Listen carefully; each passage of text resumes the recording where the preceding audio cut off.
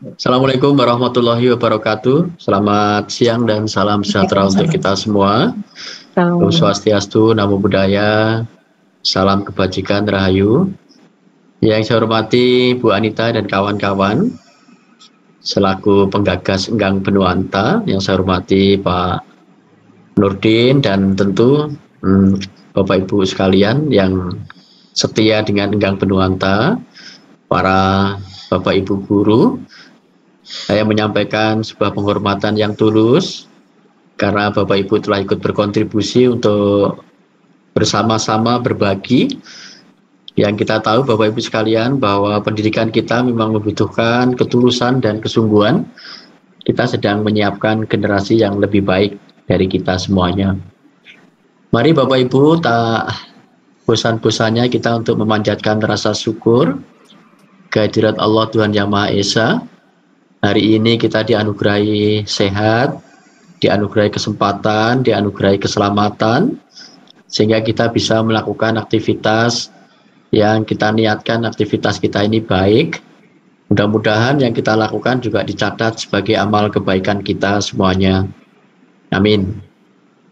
Bapak Ibu sekalian yang berbahagia, saya ingin bersama-sama untuk memberikan apresiasi bahwa kita menghadapi tantangan baru untuk dunia pendidikan kita, terutama di saat-saat sekarang ini yang paling kritis Bapak Ibu, itu adalah membangun demokrasi bagi anak-anak kita agar sejak awal memiliki kesadaran demokrasi yang baik, Bapak Ibu ya.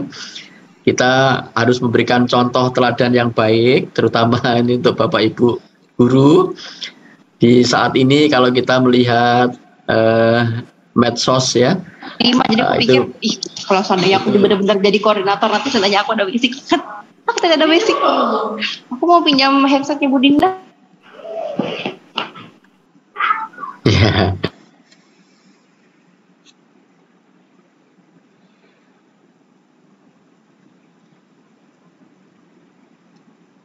Mic-nya belum dinyalakan Pak. Ya, terutama saat-saat masa pilkada ya, sekarang seperti yang sekarang ini Bapak Ibu sekalian. Dan saya ingin mengajak agar kita ingin memulai membangun demokrasi itu melalui pendidikan, melalui sekolah-sekolah kita, ya, melalui kelas-kelas kita, karena itu juga masuk bagian dari tujuan yang ingin dicapai di dalam pendidikan kita, terutama pada pasal 3 Undang-Undang Sistem Pendidikan Nasional kita, Bapak Ibu. Itu kalau kita cermati ya, bahwa pendidikan itu tujuannya adalah berkembangnya potensi peserta didik agar menjadi manusia yang beriman dan bertakwa kepada Tuhan Yang Maha Esa, berakhlak mulia, lalu sehat, berilmu, cerdas, kreatif, mandiri, dan ini yang mau saya garis bawahi, dan menjadi warga negara yang demokratis dan bertanggung jawab. Pada poin-poin untuk mencerdaskan, kreatif, mandiri itu saya kira menjadi bagian yang sudah melekat dalam proses pembelajaran. Tetapi kita jangan lupa bahwa kita juga punya tanggung jawab untuk membangun demokratis ya, membangun warga negara yang demokratis dan bertanggung jawab. Dan ini penting Bapak Ibu sekalian agar kita ikut mewarnai kehidupan masyarakat ini menjadi kehidupan yang lebih toleran, yang lebih saling menghargai, dan kehidupan yang damai, mendamaikan, dan kehidupan yang lebih membahagiakan. Dan itu tentu dimulai dari jiwa-jiwa yang damai, jiwa-jiwa yang bahagia, jiwa-jiwa yang penuh kebesaran hati untuk bisa menghargai perbedaan tanpa harus memaksakan kehendak dan memaksakan keinginan kita sendiri. Ya, karena itulah Bapak Ibu sekalian, ini terutama untuk Bapak Ibu guru, ya, mari kita hayati makna demokratis itu, bahwa demokratis itu adalah sebuah kesadaran yang kita miliki untuk bisa memahami dan menerima kehadiran orang lain yang berbeda dengan kita. Ya. Jadi jangan sampai kita ini memiliki anggapan bahwa diri kita yang paling benar, sehingga kalau ada orang lain yang berbeda dengan kita, lalu kemudian mudah sekali kita mengatakan orang itu salah Dan kalau salah itu berarti lawan. Kalau lawan itu berarti harus disingkirkan gitu ya. Itu pemahaman-pemahaman itu yang tidak mengakui dan menghargai eksistensi atau keberadaan orang lain yang berbeda. Padahal sesungguhnya di dalam diri kita ini banyak sekali hal yang berbeda. Tetapi kenapa kita bisa memahami hal yang beda dalam hal tertentu, tetapi ketika dihadapkan pada satu pilihan-pilihan politik, ya, apakah karena ini kita terpengaruh dengan pemikiran politik itu, atau bisa jadi karena pemahaman kita yang memang belum matang begitu. Padahal di dalam diri kita banyak sekali perbedaan. Kita bisa sangat memahami saat kita berbeda pilihan makanan, kita nggak perlu berkelahi gitu ya, nggak perlu ribut.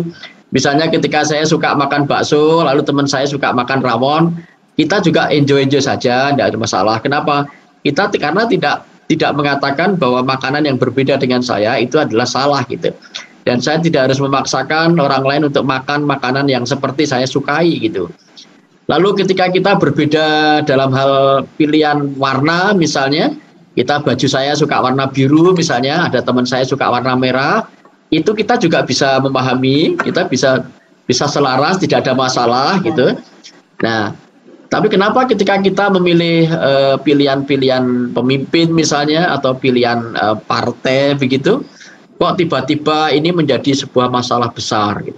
Padahal itu terjadi 5 tahunan biasa-biasa saja gitu ya. Nah, ini yang harus kita bangun Bapak Ibu untuk bisa mengembalikan lagi bahwa perbedaan itu adalah sebuah karunia untuk saling memperindah ya, dan saling membangun gitu. Kalau ternyata pilihan kita salah memilih misalnya, enggak apa-apa, toh nanti 5 tahun berikutnya bisa kita lakukan lagi gitu. Dan seterusnya, dan kita bisa belajar untuk saling menghargai dan saling menerima. Yang paling penting di sini Bapak Ibu ajarin anak-anak kita bahwa perbedaan itu adalah hal-hal yang lumrah, hal yang biasa. Yang menjadi tidak biasa ketika perbedaan itu dipaksakan orang lain harus memilih seperti pilihan kita, dan kemudian mengatakan bahwa orang-orang yang tidak memilih seperti pilihan kita itu berarti salah. Inilah yang sebenarnya yang harus menjadi pemahaman kesadaran kita Bapak Ibu sekalian ya. Karena ketika kita mengatakan orang lain salah, padahal saat yang sama kita pun bisa diposisikan oleh orang lain bahwa kita salah ya. Jadi ketika kita mengatakan bahwa yang tidak sama dengan saya adalah salah, maka orang lain pun punya hak yang sama untuk mengatakan seperti itu. Yang tidak sama dengan saya berarti dia salah. Maka di sini akan terjadi sebuah pertentangan yang nggak akan pernah selesai ya.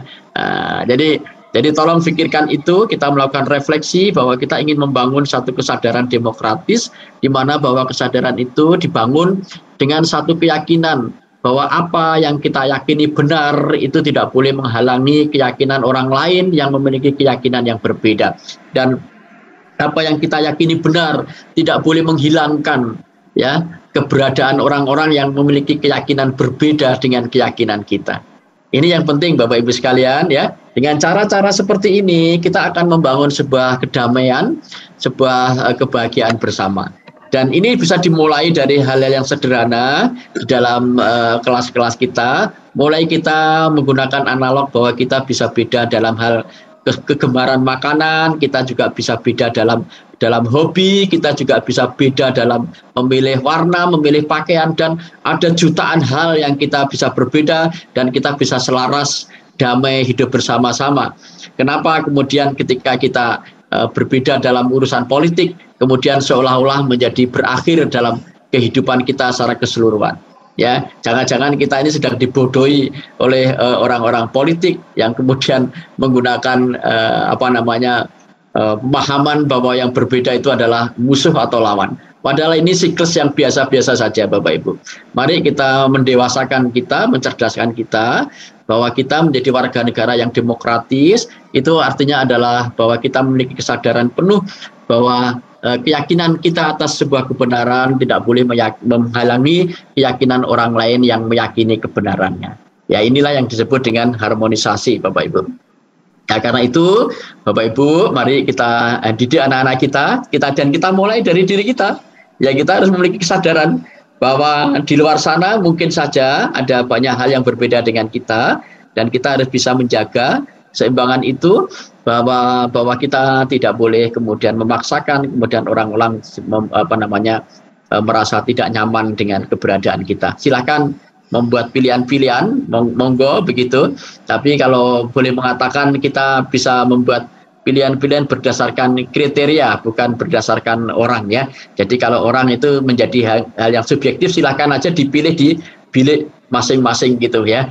Jadi kita bisa mengatakan kriterianya misalnya harus begini monggo, nanti namanya siapa, tidak masalah gitu. Nah di sini Bapak Ibu sekalian yang mau kita ajak ya, kalaupun mengajak orang lain boleh, tapi jangan memaksakan dan jangan menyalahkan orang lain. Jadi kita mau ngajak teman saya, rawon itu enak, apakah kamu suka? Kalau teman kita nggak suka ya nggak usah dipaksakan. Kalau teman kita punya kesukaan berbeda ya jangan dikatakan bahwa kesukaannya itu nggak enak gitu ya. Ini penting Bapak Ibu. Saya kadang-kadang merasa risih, merasa tidak nyaman ketika membaca medsos itu. Kenapa masyarakat kita begitu terpuruknya ketika kita membangun demokrasi, padahal ini bagian dari tujuan pendidikan nasional, bahwa di mana anak-anak warga negara kita yang kita didik melalui pendidikan kita harus menjadi warga negara yang demokratis dan bertanggung jawab. Itu di pasal 3. Bapak Ibu bisa lihat nanti di situ ya. Nah ini saya menjadi melakukan stressing, penekanan kepada poin itu. Dan kemudian Bapak Ibu sekalian, kita juga harus mengajarkan kepada anak-anak kita agar memiliki sebuah kesadaran untuk bertanggung jawab. Nah ini yang dibutuhkan di dalam kehidupan bermasyarakat. Nah, bertanggung jawab itu sebenarnya begini, cara yang paling sederhana, ada beberapa konsep yang dipakai. Bertanggung jawab adalah menjaga keselarasan antara hak dan kewajiban. Jangan sampai kita hanya meminta hak lalu mengabaikan kewajiban kita. Dan kita juga diajarkan ketika kita dihadapkan pada dua pilihan, bahwa antara hak dan kewajiban, maka kita harus mendahulukan kewajiban untuk bisa mendapatkan hak. Jangan mengutamakan haknya lalu mengabaikan kewajibannya. Ini penting Bapak Ibu sekalian. Jadi misalnya kalau kita memiliki kewajiban apa, kita lakukan kewajiban kita. Jadi hak itu menjadi kewajiban orang lain untuk memenuhi. Ya, jadi istilahnya begini, kita memiliki kewajiban, lalu hak kita itu akan dipenuhi oleh orang yang memiliki kewajiban. Kewajiban kita itu akan memberikan hak kepada orang lain. Sama seperti kewajiban kita mengajar. Maka saat kita memberikan kewajiban itu, kita sedang memenuhi hak peserta didik untuk mendapatkan pengajaran. Nah, pemerintah juga begitu. Ketika kita melaksanakan kewajiban mengajar, ya, kemudian hak kita akan menjadi kewajiban pemerintah untuk memberikan insentif dan lain-lain gitu ya. Nah, inilah namanya keseimbangan antara hak dan kewajiban, dan kewajiban kita itu adalah haknya orang lain. Ya, nanti hak kita itu adalah menjadi kewajiban orang lain.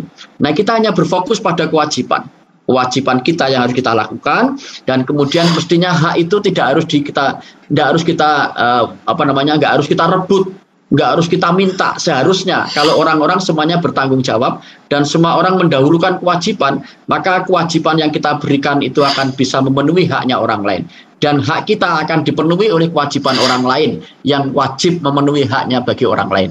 Maka inilah yang kita sebut dengan sebuah kehidupan bermasyarakat yang lebih damai dan mendamaikan, ya.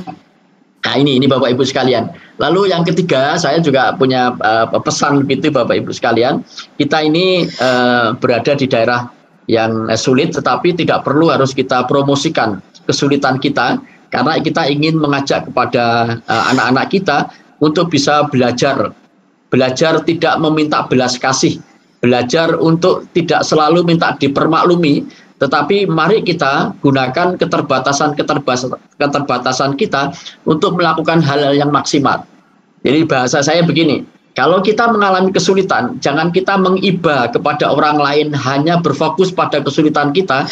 Ini yang kita sebut dengan deficit based thinking, ya.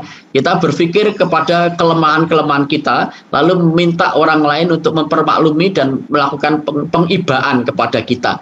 Sehingga kadang-kadang yang sering kita lakukan, ketika kita ingin melakukan pemajuan, selalu kita mengatakan bagaimana kita mau maju, kita kan berada di perbatasan, kita kan tidak punya fasilitas. Jadi yang tersedia itu adalah keluh kesah. Dan kemudian seolah-olah kita baru bisa berprestasi kalau hambatan-hambatan kita ini baru bisa dipenuhi. Nah, yang seperti ini biasanya malah gagal, ya. Malah gagal karena kita bertumpu pada kekurangan dan pada kelemahan.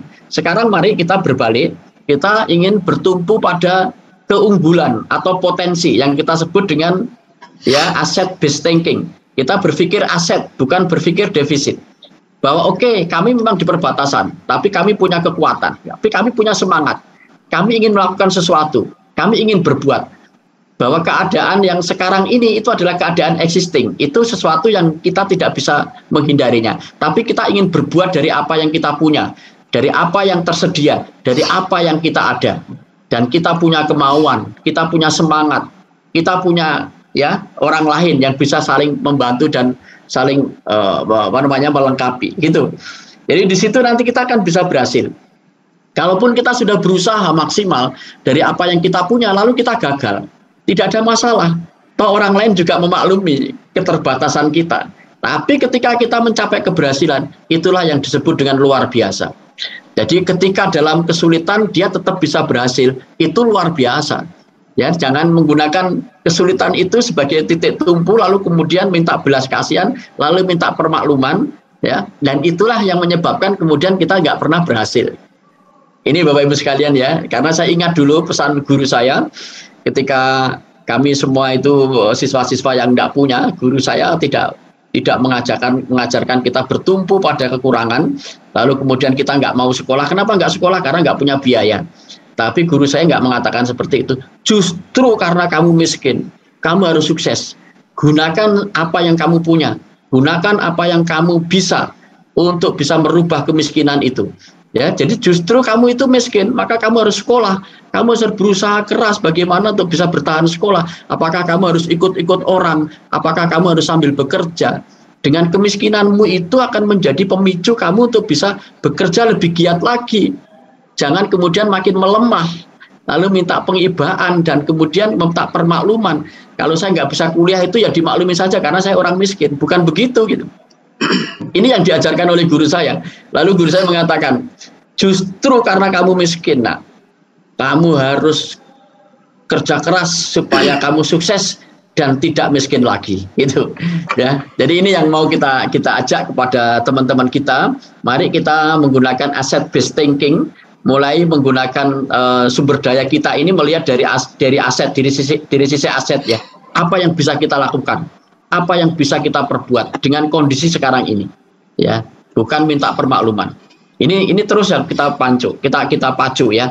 Jadi jangan menggunakan defisit based thinking. Selalu mengeluh, selalu menyampaikan kehambatan-hambatan, kesulitan-kesulitan kita yang itu semuanya akan menjadi mental block, menyebabkan kemudian kita tidak bisa berhasil dan tidak bisa keluar dari hambatan-hambatan kita sendiri.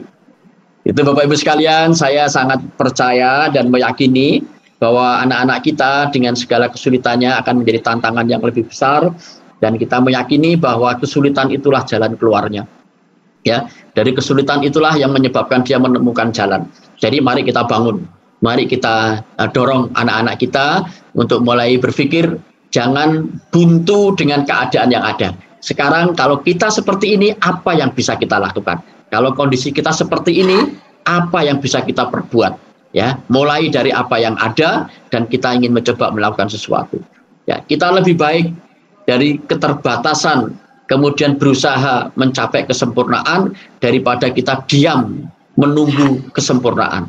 Kita nggak pernah bisa melakukan perubahan kalau kita selalu minta bersyarat terus. Kami bisa maju kalau ini dilengkapi, kalau ini dilengkapi. Kalau yang seperti itu artinya kita diam, tidak melakukan sesuatu, menunggu sesuatu keajaiban untuk berubah. Tapi mari kita berubah dari apa yang ada. Kalau keadaannya seperti ini, apa yang saya lakukan? Apa yang bisa saya perbuat? Hanya dengan cara itu kita bisa berubah. Ya, kita tidak bisa menunggu orang lain untuk merubah kita. Mari kita merubah diri kita sendiri dengan keadaan yang ada di sekitar kita. Saya kira 3 poin itu Bapak Ibu yang penting untuk kita lakukan pemajuan pendidikan di Kalimantan Utara. Dan saya sangat yakin bahwa Kaltara pun bisa melaju terdepan. Kalau sekolah-sekolah kita mulai berpikir itu. Tidak perlu kita berpikir defisit. Tidak perlu kita harus melengkapi semua fasilitas. Tidak perlu. Itu tidak diperlukan. Sekarang yang paling perlu adalah kita memahami keadaan kita, lalu kemudian kita berbuat dari apa yang kita bisa lakukan. Kalau tidak ada rotan, akar pun jadi. Jadi kita ingin selalu menggunakan konsep itu ya, konsep asset based thinking. Apa yang bisa kita buat dengan keterbatasan kita? Ya, saya kira itu Bapak Ibu sekalian yang dapat saya sampaikan, dan dengan mengharap ridho dari Allah Subhanahu wa taala, mari kita buka kegiatan kita dengan bacaan basmalah.